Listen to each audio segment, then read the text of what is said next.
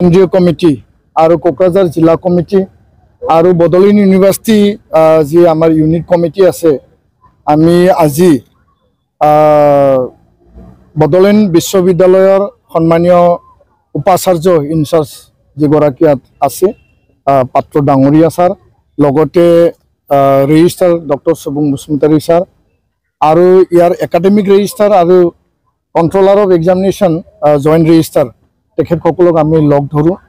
আৰু নতুন বছৰৰ তেখেতসকলক আমি নিখিল বড়ো ছাত্ৰ সন্থাৰ তৰফৰ পৰা আমি শুভেচ্ছা জনাওঁ আৰু আগন্তুক দিনত অসমৰ এই পশ্চিম প্ৰান্তত থকা বডলেণ্ডৰ বিটিআৰত উচ্চ শিক্ষা অনুষ্ঠান এই অনুষ্ঠানখনত আগুৱাই নিয়াৰ ক্ষেত্ৰত নিখিল বড়ো ছাত্ৰ সন্থা আৰু বডলেণ্ড বিশ্ববিদ্যালয় কৰ্তৃপক্ষ আমি কিছু বিষয় আৰু সমস্যাবিলাক আমি আলাপ আলোচনা কৰোঁ আৰু ইয়াৰে মেইন বিষয়বিলাক আছিল আজি আমাৰ আলোচনা সৌহাৰ্দ্যপূৰ্ণ আৰু খুব মানে সফল হ'ব বুলি আমি কামনা কৰিছোঁ নাক এছেছমেণ্টত বডলেণ্ড বিশ্ববিদ্যালয়ে বি গ্ৰেড পাইছিল সেই বিষয়টো লৈ আমি কিছু পৰ্যালোচনা কৰিলোঁ আগন্তুক দিনত এইটো কেনেকৈ আমি আৰু ভাল কৰিব পাৰোঁ তাৰ কাৰণে আমি আলোচনা কৰিছোঁ আগন্তুক সময়ত ইয়াত স্থায়ী পাৰ্মানেণ্ট ভাইচ চেঞ্চেলৰ যি নিযুক্তিৰ ক্ষেত্ৰত কি পৰ্যায়ত আগবাঢ়িছে তাক আমি ইয়াত আলোচনা কৰোঁ লগতে যি পৰীক্ষা চিষ্টেম সময়মতে পৰীক্ষা পাতিব লাগে আণ্ডাৰ গ্ৰেজুৱেট পোষ্ট গ্ৰেজুৱেট আৰু সময়মতে ৰিজাল্ট দিব লাগে আৰু ছাত্ৰ ছাত্ৰীসকলৰ যোৱাটো সময়ত বহুতো ৰিজাল্ট বেয়া যি এটা গ্ৰিভেঞ্চেছ আছে সেই ৰিজাল্টটো যাতে আগন্তুক দিনত কোনো কাৰণত ভাল ল'ৰা ছোৱালী বা ভালকৈ যিবিলাকে পৰীক্ষাত বহিছে তেওঁলোকৰ যাতে কোনো কাৰণত বঞ্চিত নহয় সেই বিষয়টো আমি আলোচনা কৰিছোঁ আৰু বড়ো ষ্টাডি চেণ্টাৰ যি ইয়াতে এটা বড়ো চুক্তি অনুযায়ী ইয়াতে স্থাপন কৰা হৈছিল সেই ষ্টাডি চেণ্টাৰত নিখিল বড়ো ছাত্ৰ সন্থা আৰু বড়ো ষ্টাডি চেণ্টাৰে আগন্তুক দিনত চিভিল ছাৰ্ভিচ আৰু কম্পিটিটিভ এক্সাম মেডিকেল ইঞ্জিনিয়াৰিঙৰ কাৰণে অৰিয়েণ্টেশ্যন কেম্পাছ এটা বহোৱাৰ কাৰণে আমি আলোচনা বিলোচনা আমি কৰিছোঁ লগতে বডলেণ্ড ইউনিভাৰ্চিটি ওদালগুৰি কেম্পাছ বৰ্তমানৰ মুখ্যমন্ত্ৰী আগৰ মুখ্যমন্ত্ৰী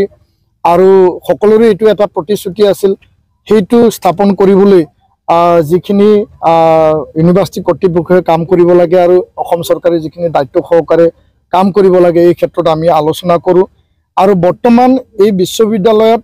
প্ৰায় 200ৰো অধিক নন টিচিং ষ্টাফৰ পোষ্ট মানে চেংচন হোৱা নাই যাৰ কাৰণে লেবৰেটৰী টেকনিচিয়ান বা আন যিবিলাক ডিলিং এছিষ্টেণ্টৰ কাৰণে বিভাগবিলাক ভালকৈ চলা নাই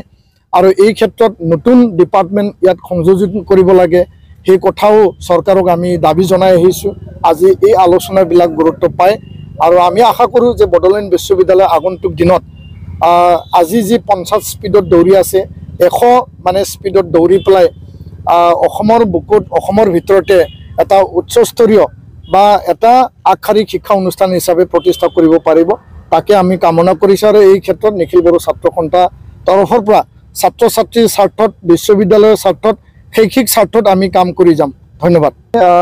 ৰাজ্যপাল ডাঙৰীয়া গুলাব চান্দ কাটাৰীয়ে ছাত্ৰ ছাত্ৰীৰ যি এটা দাবী নিখিল বড়ো ছাত্ৰ সন্থা আৰু বিটিআৰবাসীৰ যি এটা দাবী আছিল আৰু সেই দাবীক তেওঁ সন্মান জনাই পেলাই যি উপাচাৰ্য আছিল